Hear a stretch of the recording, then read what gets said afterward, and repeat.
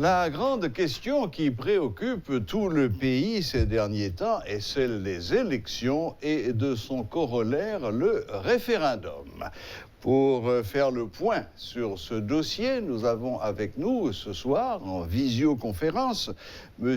Mathias Pierre, ministre chargé des questions électorales et des relations avec les partis politiques. Bonsoir, M. Pierre.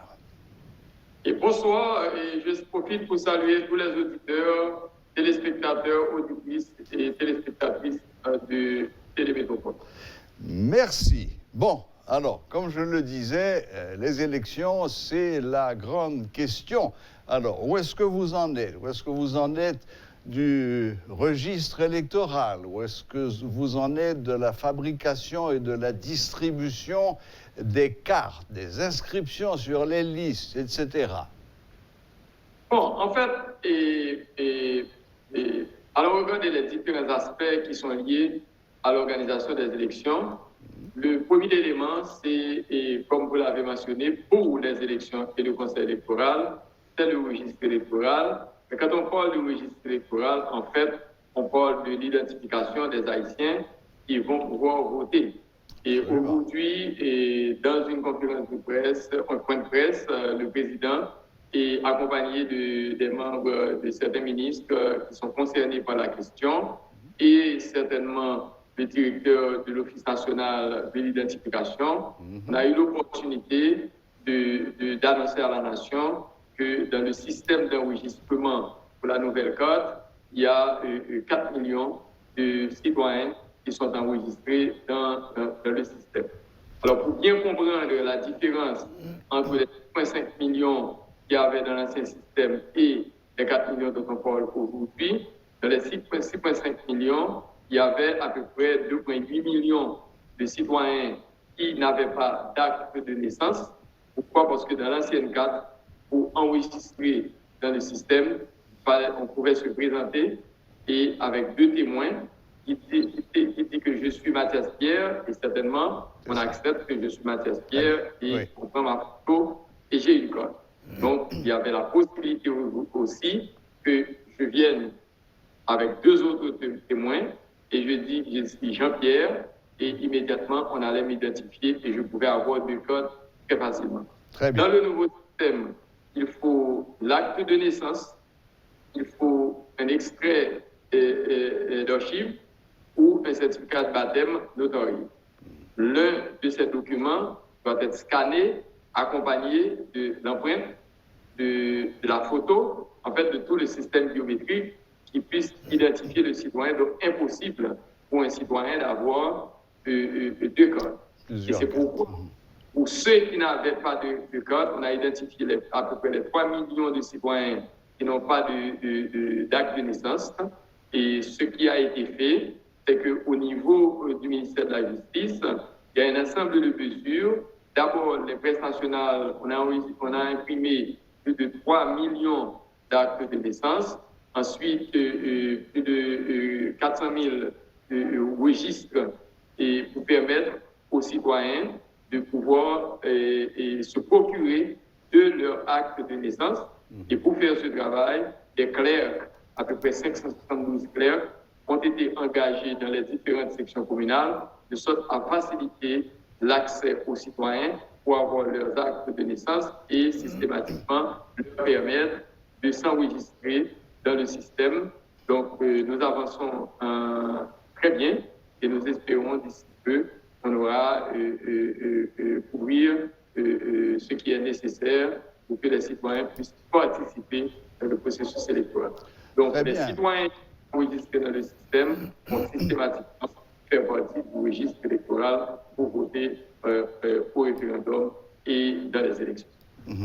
Donc, en résumé, Monsieur Pierre, si je vous ai bien compris, au moment où nous parlons, il y a environ 4 millions d'Haïtiens qui sont en règle sur un corps électoral qui compte entre 6,5 millions et 7 millions de personnes. Donc, comme vous l'avez dit, il manque un peu plus de 3 millions d'Haïtiens pour que les listes électorales soient complètes. Vous dites que ça avance bien. Je ne dirais pas de cette façon, je précise clairement que dans l'ancienne liste électorale, il y avait 6,5 millions de personnes qui étaient dans le système qui n'avaient pas d'acte de naissance. Très bien. Et ça, c'est un problème. Mais si on regarde toute l'histoire des élections depuis qu'on a commencé avec ce système électoral, on a eu toujours moins que 2 millions de personnes à aller voter. Et soit dans les élections de 2010 et 11, on a eu 1,1 million de personnes à aller voter, soit dans les élections, on a eu 1 million et 1,2 million lors des élections présidentielles. Donc, certainement, nous sommes en train de prendre toutes les dispositions nécessaires pour que chaque citoyen haïtien puisse se procurer de sa carte. Je veux ajouter que le système d'identification a une capacité de production de 56 000 cartes par jour et tout plein de mesures ont été prises pour que les citoyens aillent et faire leur. Par exemple, il faut s'identifier dans les banques aujourd'hui pour avoir sa carte d'identification nationale. Pour faire son passeport, obligatoirement, il faut avoir sa carte d'identité nationale. Pour faire des transactions au niveau de la trésorerie, il faut avoir sa carte d'identification nationale. Donc, le décret qui a été pris en octobre pour faire une obligation d'avoir sa carte d'identification nationale est en application et certainement des mesures sont en train d'être prises pour pousser les citoyens à enregistrer et à aussi dans les bureaux pour récupérer leur carte d'identification nationale.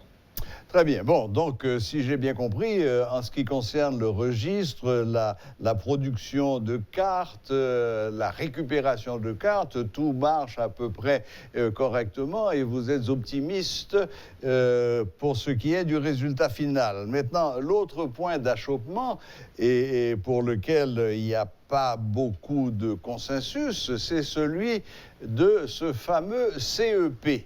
Alors, qu'en est-il exactement? Bon, le CEP, c'est clair, et ce qu'il faut comprendre dans ce pays, et je voudrais le rappeler, depuis 1987 et de la Constitution de 1987, les acteurs politiques de ce pays, les membres des parlements, n'ont jamais voulu qu'il y ait un CEP permanent pour des raisons spécifiques, parce que dans la tête de chaque acteur, il faut pouvoir contrôler le CEP et de là contrôler les élections. Vous vous rappelez bien, dans la Constitution de 1987, il fallait des élections indirectes dans les différentes collectivités et à partir de là, des assemblées pour pouvoir choisir les membres du Conseil électoral permanent à partir des listes qui seraient proposées de chaque réforme. Et finalement, on a fait l'amendement de 2012, question d'améliorer et rendre le processus plus simple où 3 pouvoirs devraient se réunir, le pouvoir exécutif 3 personnes, le pouvoir législatif 3 personnes et le pouvoir judiciaire 3 personnes. Il y a eu à peu près 5 tentatives pour mettre le CEP permanent en place. Pourquoi? Toujours échoué parce que les parlements n'ont jamais voulu et désigner les 3 personnes qui devaient être nommées dans le Conseil électoral permanent. Et on doit comprendre aussi que ces mêmes parlements ont toujours évité et n'ont jamais voulu voter le projet de loi électorale pour qu'il y ait une loi électorale pour pouvoir organiser les élections. Donc, il a fallu certainement que le président attende le dysfonctionnement du Parlement et certainement utiliser les dispositions transitoires et les dispositions transitoires pour pouvoir monter un conseil électoral provisoire et du conseil électoral provisoire faire un décret électoral pour pouvoir organiser les élections. C'est là où nous sommes et je pense que le conseil électoral est en train de travailler, pas seul, mais avec le support des Nations Unies. Et c'est pourquoi, au niveau du gouvernement, il y a un accord qui a été signé avec le système des Nations Unies, particulièrement de PNUD. Et cet accord est un accord de 72 millions de dollars qui devrait alimenter le fonds fiduciaire, qui est encore le fonds fiduciaire, qui est ce qu'on appelle le basket fund. Et Haïti a déjà décaissé les premiers 20 millions de dollars pour alimenter ce fonds. Et je peux annoncer aujourd'hui, et comme vous l'avez fait ce matin dans le point de presse, que les premières commandes de matériel non sensible ont été autorisées par le CEP et le PNUD est en train de s'organiser pour commander ces matériels. Je dois aussi rappeler que cet accord permet à l'UNOPS d'offrir le support logistique au CEP. Nous connaissons les faiblesses du système électoral, du fait qu'on n'a jamais eu ce conseil électoral permanent, et c'est pourquoi le système des Nations Unies vient en aide pour nous accompagner dans le support technique et logistique pour l'organisation des élections haïtiennes.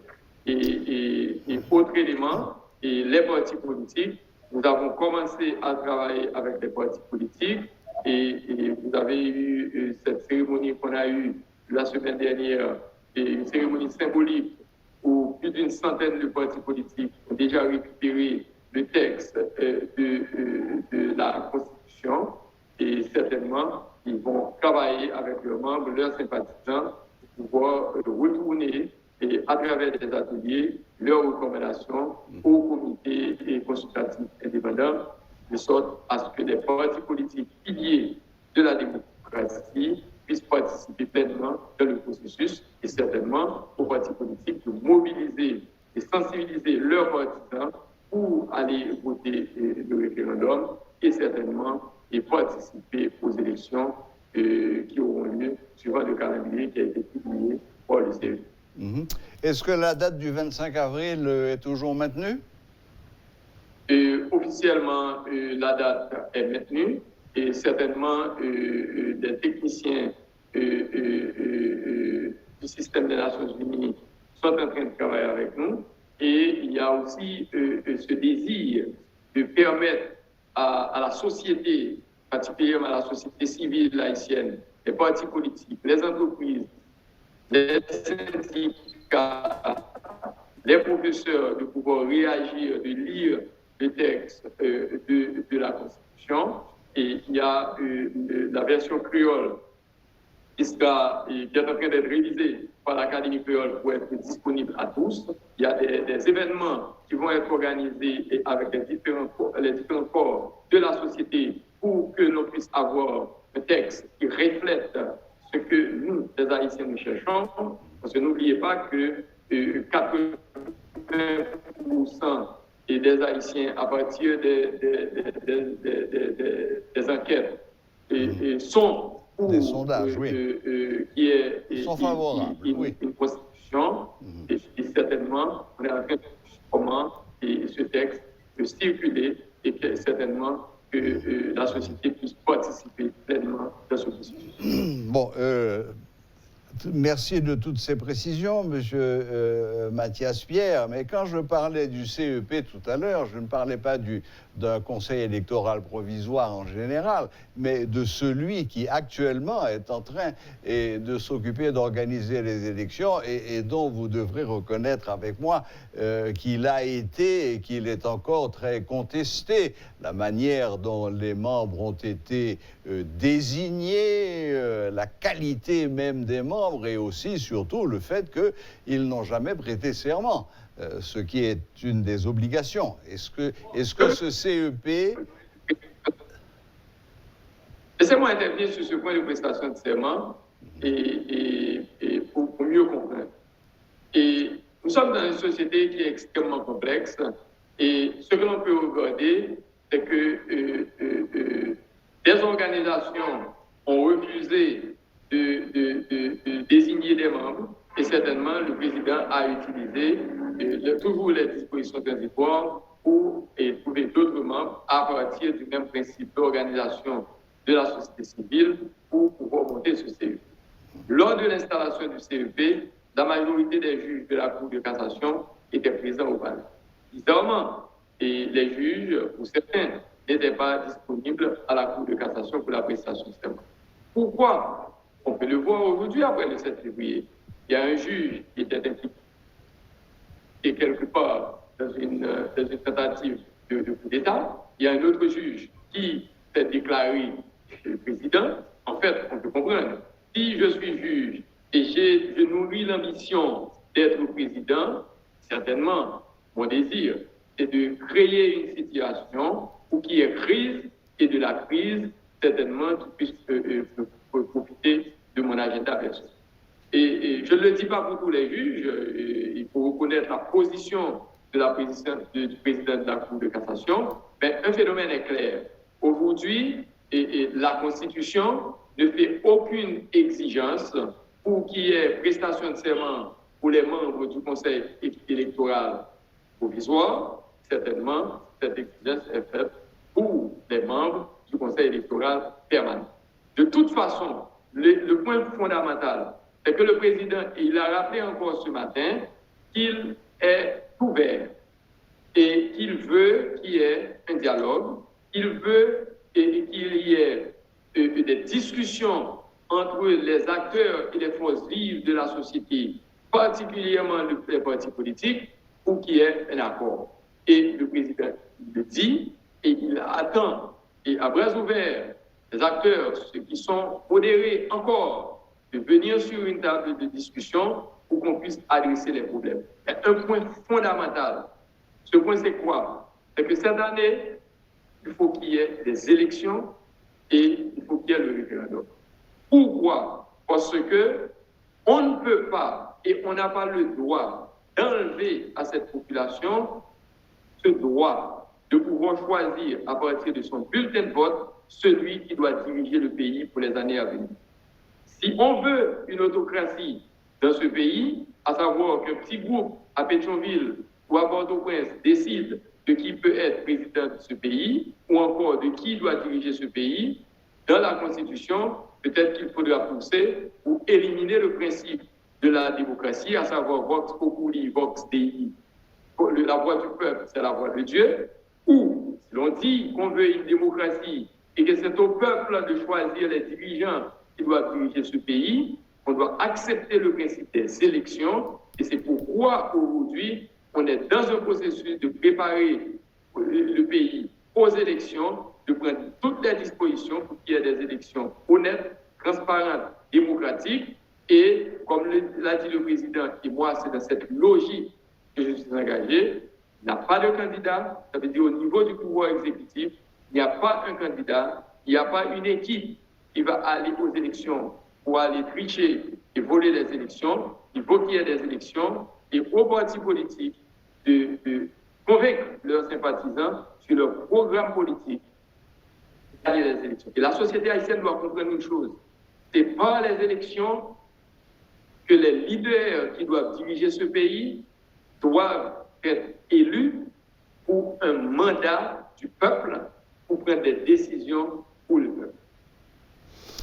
Bien, écoutez, merci beaucoup, Monsieur Mathias Pierre. Merci de nous avoir accordé un peu de votre temps et d'être venu faire le point sur cette question dont j'ai dit en commençant qu'elle occupait l'esprit de tout le pays. Merci et bonne fin de journée. Merci, c'est un plaisir pour moi.